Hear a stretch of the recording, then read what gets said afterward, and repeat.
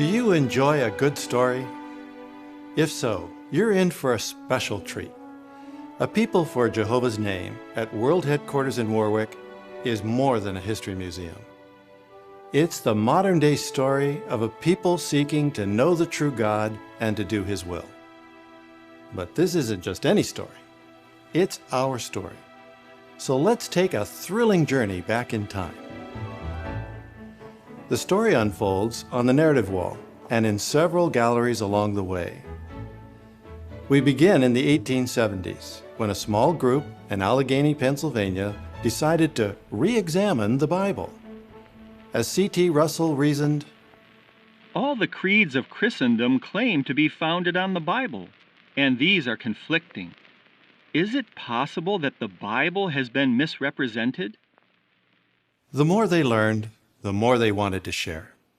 So in 1879, they began publishing Zion's Watchtower. Readers were soon taking a stand for the truth that they were learning. Listen. What I want to tell you is this. I am free. The truth has made me free. Today, I was excluded from the Baptist Church, so I am all alone in the flesh, but not in the spirit. They became known as the Bible students, and they soon realized that people everywhere should hear the good news. But how could this small group preach the Bible's message earthwide? Transcontinental and international tours helped them to see how they could expand their preaching work even further. In just one tour, beginning in December 1911, C.T. Russell and his associates traveled completely around the world. Let's imagine what it was like to live in those exciting times. In this gallery, you can experience what life was like for a pilgrim, or what we today call a circuit overseer. Here's a pilgrim's formal jacket that he'd wear when giving a public talk.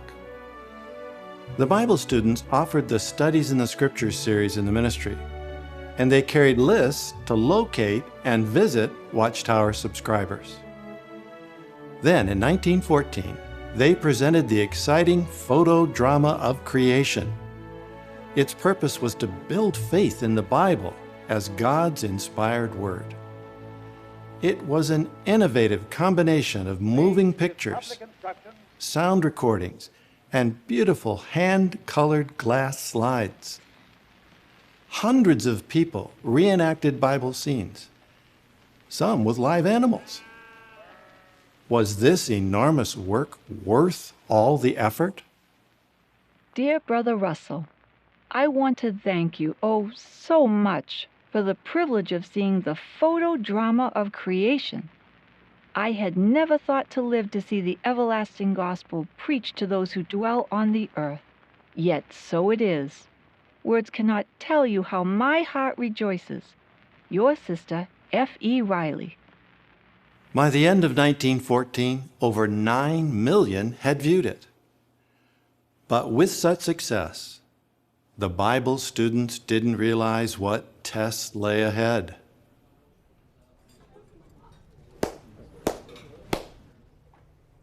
The Gentile times have ended. Their kings have had their day, so we know not what awaits us. World War I broke out in 1914. Then in 1916, the death of C.T. Russell left the Bible students in shock. It was a unique time of testing. Inside the organization, some struggled over who should take the lead. Outside, governments tried to force them to take sides in the war. Then, in 1918, J.F. Rutherford and 7 of his close associates were imprisoned.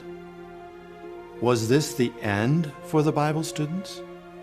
Or would they prove to be a people for Jehovah's name? The joy that came with the release of our brothers from the Atlanta Federal Prison on Tuesday, March 25, 1919, knew no bounds. Their further devotion to Jehovah was shown in the fact that they immediately set to work to herald forth to the people of God everywhere The Knowledge of Jehovah's Deliverance, Thomas Sullivan. The Bible students moved forward with renewed zeal. But the opposition didn't end there. In this gallery, you will see how our brothers and sisters have stood firm for their faith. In Russia, a father imprisoned for 10 years encouraged his young daughters with hand-drawn postcards. In Greece, a son used the same blanket in prison that his father used when imprisoned before him. It was an encouraging reminder of his father's integrity. In Korea, witnesses were locked in tiny cells for up to 30 days at a time. When you stand in the lighted outline, you get a sense of what it was like. All of these brothers and sisters look beyond the prison bars to their firm hope for the future.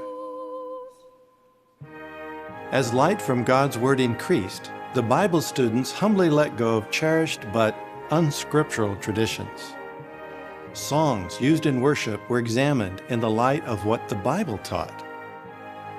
The people for Jehovah's name were becoming even more evident. So in 1931, they were thrilled to take on their new name, Jehovah's Witnesses. Then in 1935, Brother Rutherford identified the great multitude of other sheep who served alongside the anointed. At the climax of his talk, he asked, "Will all those who have the hope of living forever on the earth please stand?" With this new understanding, they saw the true scope of Jesus' commission to make disciples. New and innovative methods were needed. Our third gallery shows the preaching methods used in the 1930s and 1940s. Radio was a powerful way to spread the kingdom message to large audiences. They also used large phonographs called portable transcription machines with loudspeakers mounted on sound cars. Brothers played recorded talks wherever people gathered. Lighter phonographs were also designed and produced, so publishers could take the recorded message directly to people at home. These methods helped bring unity to the message. But the time had come to train each one of Jehovah's people to be an effective witness. Schools were started. The course in theocratic ministry trained publishers in the congregation. And the Bible School of Gilead began training missionaries for global expansion. We had entered into a new era of divine education, and we were about to receive an amazing tool. In 1950, we received the New World Translation of the Christian Greek Scriptures, and by 1961, the complete Bible was released. Since then, we've seen our tools continue to improve with the wise use of modern technology. From high-speed printing to the internet and video, these methods help us to stay unified, reach millions with the good news, and glorify God. Yes, this museum story is about people, but not just any people. We are a people for Jehovah's name. Only one question remains: what will you contribute to this wonderful story?